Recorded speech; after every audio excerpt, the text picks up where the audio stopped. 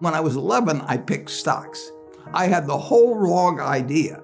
I was interested in watching stocks, and I thought stocks were things that went up and down, and I charted them. I read books on technical analysis. I read Edwards and McGee. I think that was the classic then. Hundreds and hundreds of pages. And I read that whole thing over and over again. I read everything.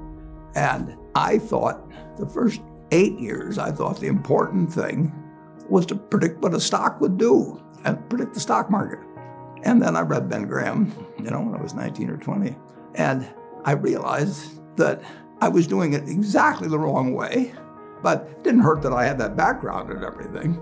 And I rejiggered my mind, and when I read the book, The Intelligent Investor, and from that point, I never bought another stock. I bought businesses that happened to be publicly traded, but I became an owner of a business, and I did not care whether a stock went up or down the next day or the next week or the next month or the next year, and I didn't have any idea what it would do. I didn't know what the stock market would do, but I knew businesses.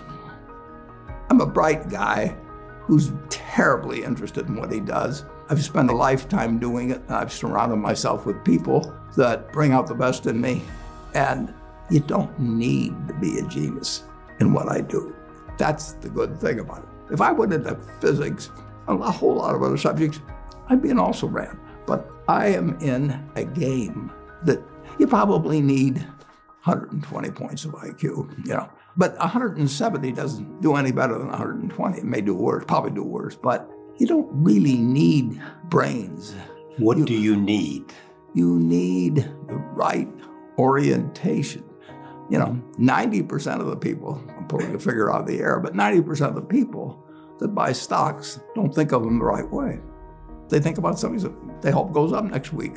And they think about the market as something they hope goes up. And if it's down, they feel worse. I feel better. And you think about? I think about what the company's going to be worth 10 or 20 years from now.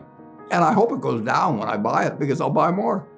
I try to keep my competitive spirit in a game where I can win. I do know this. When I want to do something, I always want to do it big.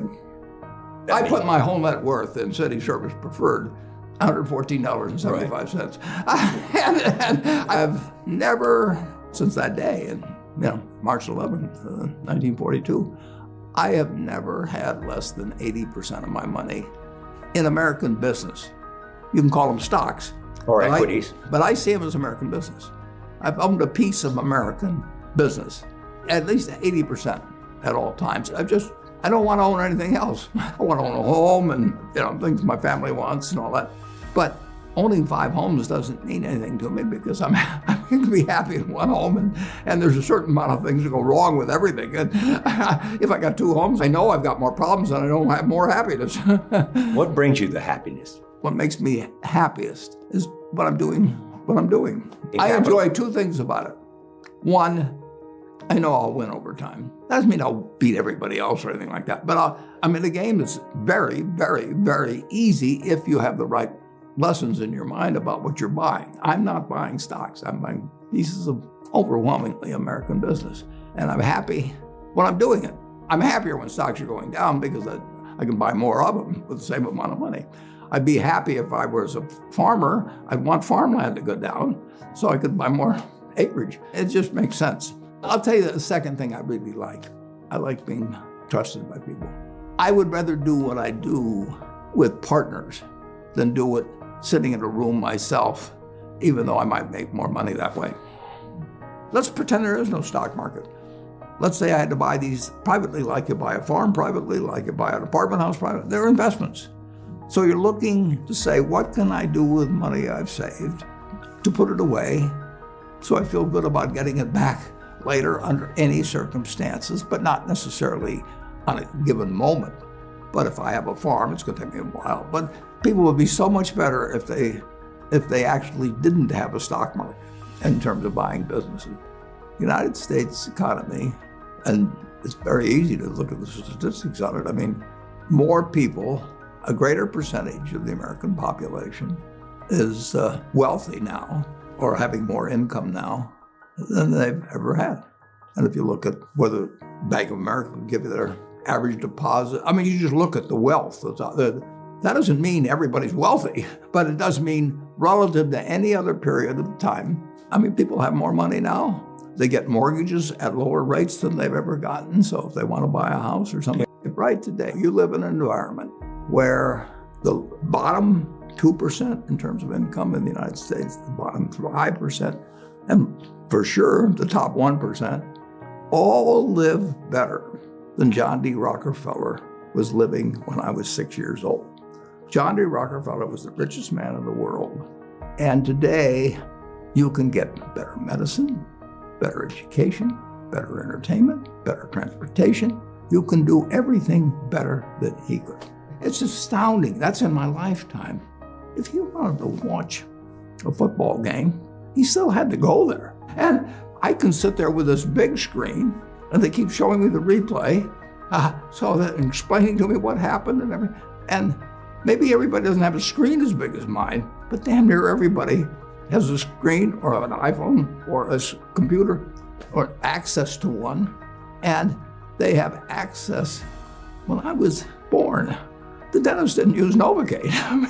So there has been progress, obviously. Oh, And nowhere more than in the United States. there's no country that's done what our country's done. If you go back 3 of my lifetimes, you're looking at less than 1% of the world's population, closer to half of 1%, are sitting in this land.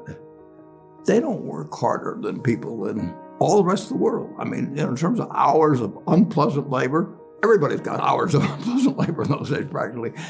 They don't come laden with gold and, they are half of 1%. And they work the same hours, they got the same IQs. They may be a little self-selected in terms of enterprise, in terms of going across oceans and things. And fast forward a couple of lifetimes, and they've got 20% plus of all the bounty in the world. I mean, that is something that has worked like nothing. Just imagine that. If you've gone to anybody, Constitutional Congress, in 1789, if you go to any one of the representatives there, and you said, I want to tell you what this place is going to look like, in 3 more of your lifetimes, your great-great-grandchildren are going to be flying in the skies, they're going to be watching sports all over the world, they're going to be entertained, their medicine. They'd have hold you off to a lunatic society of what he's doing. He's getting 50 cars and he's getting a whole bunch of little claim checks. Just think of it. Everything, when Thomas Edison did all the things he did, he made some money, but we're using it. It belongs to us. If you take what an hour of labor delivered to you 100 years ago and what an hour of labor delivers to you now for you and your family, it's unbelievable. Capitalism doesn't say get rid of a referee and a government. We've got a government that can tell capitalism what to do. And they do, and that's just what they should do. And they do it in different ways at different times and all kinds of things. But it's claim checks on future output.